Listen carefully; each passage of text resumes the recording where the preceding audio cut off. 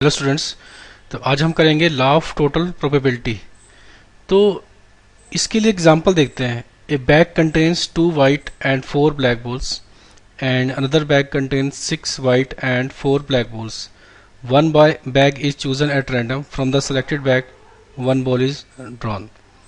Find the probability that the ball drawn is white. तो जो हमें प्रोबेबिलिटी निकालनी है, इसकी निकालनी है कि the drawn ball is white. तो अगर मैं इसको इवेंट ए मानूं और drawn ball is a drawn ball is white, A drawn ball is white. But ये जो ड्रॉन बॉल हमने बॉल निकाली है वाइट, या तो ये बैग 1 से आ सकती है या बैग 2 से आ सकती है, क्योंकि हमारे पास दो बैग्स हैं। ठीक है, बैग 1 और बैग 2। बैग 1 में हमारे पास 2 वाइट और 4 ब्लैक बॉल्स हैं, और बैग 2 में हमारे पास 6 वाइट एंड 4 ब्लैक बॉल्स हैं। ठीक है, ये डाटा हमारे पास गिवन है। मतलब या तो वाइट बॉल जो निकली, जो हमने प्रोबेबिलिटी जिसकी निकालनी है, या तो बैग 1 में से निकली होगी या फिर बैग 2 में से निकली होगी। तो हमें यहाँ पे दो म्यूचुअली एक्सक्लूसिव केसेस बनाने पड़ेंगे। ठीक है, म्यूचुअली एक्सक्लूसिव केसेस बनाने पड़ेंगे। तो ऐसे क्वेश्चन में हम यूज करेंगे लॉ ऑफ टोटल प्रोबेबिलिटी। मतलब हमने इवेंट तो इसकी जो प्रोबेबिलिटी निकालनी है तो इसकी इवेंट की निकालनी है, बट हमारे पास जो सैंपल स्पेस है उसकी पार्टीशन हो रही है, अलग अलग पार्टीशन। अब देखो, तो सबसे पहले लॉ ऑफ टोटल प्रोबेबिलिटी को समझते हैं, वो होता क्या है। तो मान लो हमारे पास एक सैंपल स्पेस है, उसको हमने मान लिया एस, ये सैंपल स्पेस एस। तो मैंने अब इसको मैं पार्टीशन कब बोलूंगा। ठीक है, पार्टीशन मतलब मैंने इसके टुकड़े कर दिए कई सारे। ठीक है, मतलब इसको इवेंट्स में डिवाइड कर दिया। ये E1 हो गया, से ये E2 हो गया, ये E3 हो गया, ये E4 हो गया, ये E5 हो गया, ये E6 and so on up to En। तो मान लो हमने इसके E1 ये जो है E1 E2 E3 En, इनके हमने पार्टीशन कर दिए। तो इसको हम पार्टीशन कब बोलेंगे। तो पार्टीशन की कुछ कंडीशंस हैं। Let E1 be called partition is called partition of sample space S is called partition of sample space X, sample space S। ठीक है, सैंपल स्पेस S की जो पार्टीशन है उसकी कंडीशन है, 3 कंडीशन है। सबसे पहले तो इन दो में कोई भी दो लो पार्टीशन इसकी, जैसे मैंने EI और EJ ले ली, उन दोनों में कुछ भी कॉमन नहीं होना चाहिए। दोनों की इंटरसेक्शन एम्प्टी होनी चाहिए for all I and J।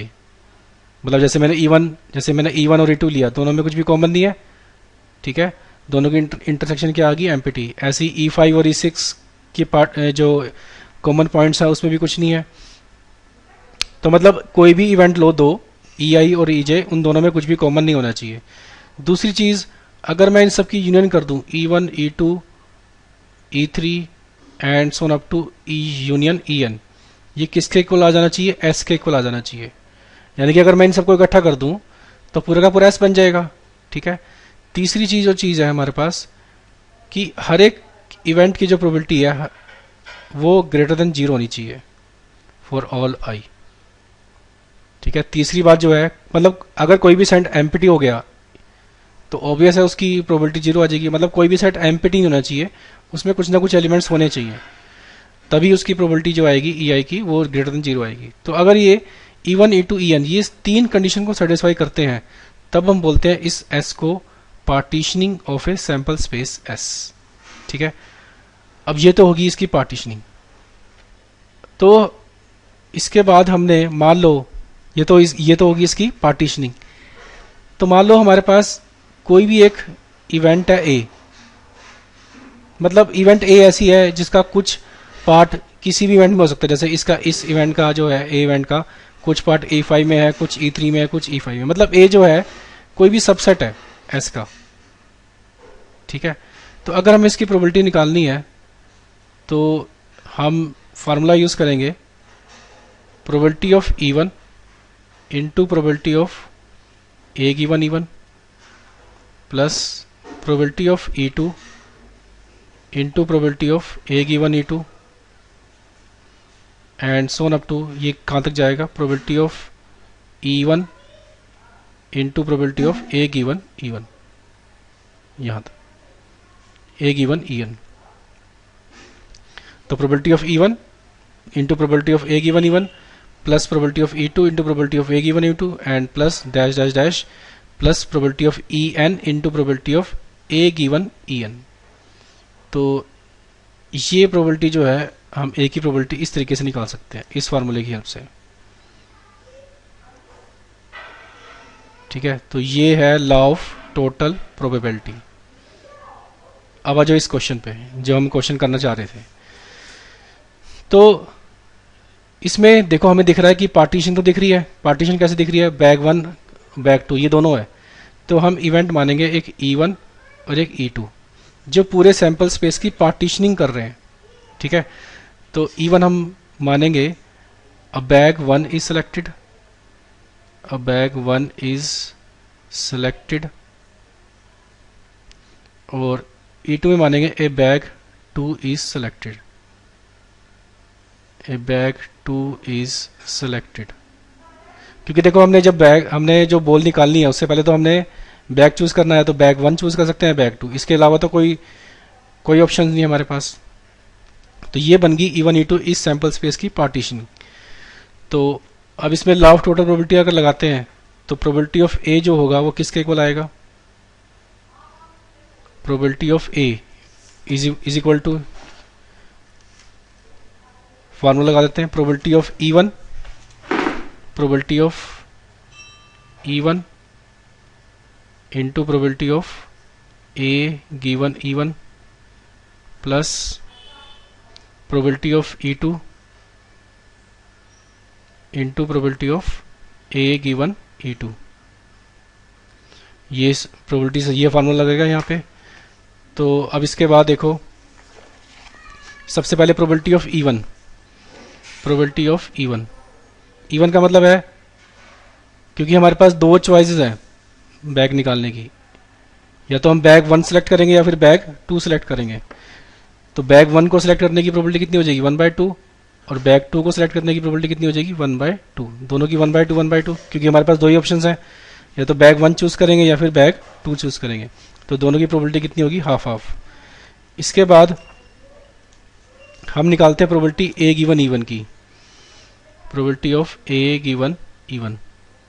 अब इसका मतलब क्या है, इसका मतलब यह है कि E1 इवेंट हो चुकी है, मतलब बैग 1 सेलेक्ट हो चुका है, तो उसमें से ए की प्रोबेबिलिटी निकालनी है, मतलब उसमें से वाइट बॉल निकलने की प्रोबेबिलिटी हमको निकालनी है। मान लो यानी कि बैग 1 हमने सेलेक्ट कर लिया, तो बैग 1 सेलेक्ट करने के बाद उसमें से वाइट बॉल निकलेगी, उसकी प्रोबेबिलिटी हमको निकालनी है। अब देखो इसमें टोटल बॉल कितनी है, 4 और 2 6, तो नीचे 6 आ जाएगा, और इसमें वाइट बॉल कितनी है 2, तो 2/6। अब निकालते हैं probability of a given E2 की। अब ए गिवन E2 का मतलब क्या है कि हमने बैग 2 सेलेक्ट कर चुका है, उसमें से वाइट बॉल निकालने की प्रोबेबिलिटी बताओ। तो टोटल बॉल्स 10 है यहाँ पे, तो नीचे 10 आ जाएगा, और उसमें वाइट कितनी है 6, तो इसकी प्रोबेबिलिटी कितनी हो जाएगी 6/10। तो बस हमने सारी प्रोबेबिलिटीज निकाल दी है। अब इसमें पुट कर देते हैं फार्मूले में। E1 की प्रोबेबिलिटी 1/2 थी, ए गिवन E1 की 2/6, फिर प्लस इसकी E2 की 1/2 और ए गिवन E2 की 6/10। इसको सोल्व कर लेते हैं, ये आ जाएगा, इसको काट देते हैं, ये 3 पे कट जाएगा, 2 3 6, ये भी 3 पे कट जाएगा, तो 3/10 हो गया। तो इधर से हमें क्या मिल रहा है यहाँ पे 6 और इधर से 10, तो 6 और 10 का एलसीएम 60 ले लेते हैं। ठीक है, तो यहाँ पर बन जाएगा 10 प्लस 18, तो हो जाएगा 28/60। तो इसको काट देते हैं, 14 आ जाएगा ऊपर, नीचे आ जाएगा 30 और फिर कट जाएगा, तो आंसर कितना आ गया 7/15। तो आंसर इज 7/15। नेक्स्ट करते हैं। नेक्स्ट हमारे पास a purse contains 2 silver and 4 coins। A second purse contain 4 silver and 3 copper coins. A coin is pulled out at random from one of the two purses. What is the probability that it is a silver coin? What is the probability that it is a silver coin? तो इसमें भी हमारे पास partition दिख रही है हमको, E1 और E2 दो पार्टीशन दिख रही है। हाँ जी, E1 में हम क्या लिखेंगे, हमारे पास दो पर्सेज हैं, एक पर्स में 2 सिल्वर 4 कॉपर कॉइन्स हैं, दूसरे पर्स में 4 सिल्वर एंड 3 कॉपर। तो या तो पर्स 1 सेलेक्ट होगा या पर्स 2 सेलेक्ट होगा। तो इसमें लिखेंगे purse 1 is selected, purse 1 is selected, और इसमें लिख देंगे purse 2 is selected, purse 2 is selected. और जो प्रोबेबिलिटी हमने निकालनी है उसको ए मानते हैं। ए हमने किसकी प्रोबेबिलिटी निकालनी है, it is a silver coin. तो it is a silver coin, it is a silver coin, इसकी प्रोबेबिलिटी हमको निकालनी है। ठीक है, तो फार्मूला हमारे पास है ए की प्रोबेबिलिटी का, probability of E1 into probability of a given E1 plus probability of E2 into probability of a given E2। तो सबसे पहले E1 की प्रोबेबिलिटी निकालते हैं, प्रोबेबिलिटी ऑफ E1। तो पर्स या तो 1, हमारे पास दो ही पर्सेज हैं, या तो पर्स 1 सेलेक्ट होगा या पर्स 2 सेलेक्ट होगा। तो पर्स 1 सेलेक्ट करने की प्रोबेबिलिटी भी 1/2 और 2 की सेलेक्ट करने की भी प्रोबेबिलिटी भी 1/2। इसके बाद ए गिवन E1। तो ए गिवन E1 का मतलब क्या है कि पर्स 1 सेलेक्ट हो चुका है, उसमें से ए की प्रोबेबिलिटी, यानी कि उसमें से सिल्वर कॉइन निकलेगा उसकी प्रोबेबिलिटी। तो पर्स 1 में हमारे पास 2 सिल्वर और 4 कॉपर कॉइन्स हैं, तो टोटल कॉइन कितने हो गए 6, और सिल्वर कॉइन निकालने की प्रोबेबिलिटी कितनी हो जाएगी 2/6, क्योंकि सिल्वर कॉइन इसमें 2 है, तो यानी कि ये आ गई 1/3। अब probability of a given E2 निकाल लेते हैं। ए गिवन E2 का मतलब पर्स 2 सेलेक्ट हो चुका है, उसमें से सिल्वर कॉइन की प्रोबेबिलिटी निकालनी है। तो 4 सिल्वर है और टोटल 7 है, तो 4/7। तो यहाँ सारी वैल्यूज पुट कर दो, 1/2 इंटू ए गिवन E1 की 1/3 प्लस इसकी A2 की है हमारे पास 1/2 इंटू 4/7।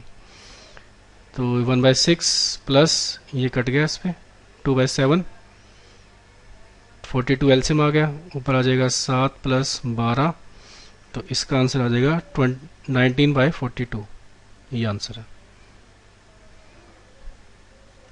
हाँ जी, नेक्स्ट क्वेश्चन हमारे पास, there are 2 bags 1 and 2, bag 1 contains 3 white and 2 red balls, bag 2 contains 2 white and 4 red balls। पहले हमको इन डाटास को लिख लेते हैं, बैग 1 और बैग 2। बैग 1 में हमारे पास क्या है 3 वाइट और 2 रेड, बैग 2 में हमारे पास क्या है 2 वाइट और 4 red.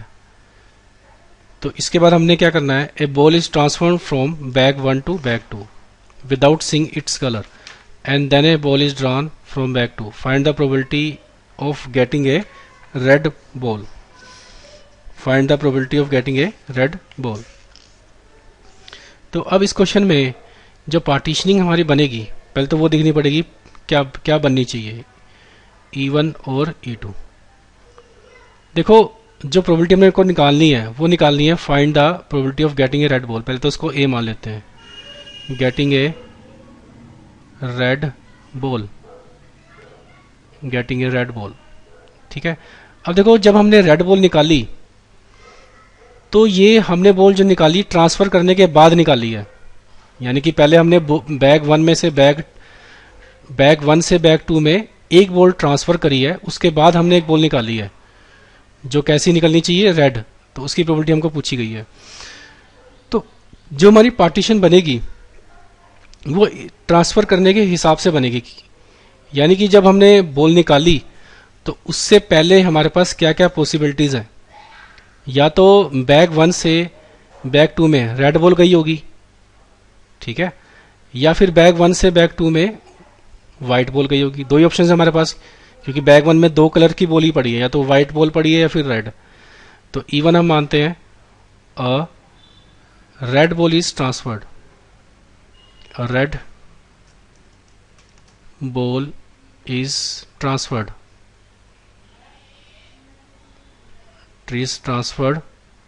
From bag 1 to bag 2, from bag 1 to bag 2। और दूसरी पार्टीशन क्या मानेंगे, a white ball, a white ball is transfer from bag 1 to bag 2। तो टोटल प्रोबेबिलिटी लगेगी क्योंकि पार्टीशन बन गई हमारे पास, ए की probability of E1 into probability of a given E1 plus probability of E2 into probability of a given E2। तो सबसे पहले E1 की प्रोबेबिलिटी निकालते हैं, E1 की, और इसके बाद E2 की। तो E1 की प्रोबेबिलिटी मतलब बैग 1 में से E1 हम जो हम इवेंट मानी है हमने, वो मानिए red ball is transform from bag 1 to bag 2। तो बैग 1 से बैग 2 में रेड बॉल गई होगी, तो टोटल रेड बॉल्स हमारे पास कितनी है इसमें, 2। तो 2, और टोटल बॉल्स कितनी है बैग 1 में, 5, तो 2/5 हो जाएगी इसकी प्रोबेबिलिटी। अब E2 की, E2 का मतलब वाइट बॉल ट्रांसफर हुई होगी, वाइट बॉल टोटल कितनी है बैग 1 में, 3, और टोटल बॉल कितनी है, 5। तो एक की आ गई 3/5 प्रोबेबिलिटी, एक की 2/5। वैसे हम इसको चेक भी कर सकते हैं कि पार्टीशन है कि नहीं, क्योंकि अगर इन दोनों की प्रोबेबिलिटीज का ऐड करते हैं तो हमारे पास 1 बन रहा है, ठीक है ना। इसका मतलब ये हुआ कि हमारे पास यही 2 पार्टीशन है, इसके अलावा कोई पार्टीशन नहीं है सैंपल स्पेस S की। अब रह गया हमारे पास ए गिवन E1 की प्रोबेबिलिटी। अब ए गिवन का मतलब क्या है कि E1 इवेंट हो चुकी है, मतलब बैग 1 से बैग 2 में कौन सी बॉल जा चुकी है, रेड बॉल जा चुकी है, क्योंकि E1 इवेंट होने माना है कि हो चुकी है।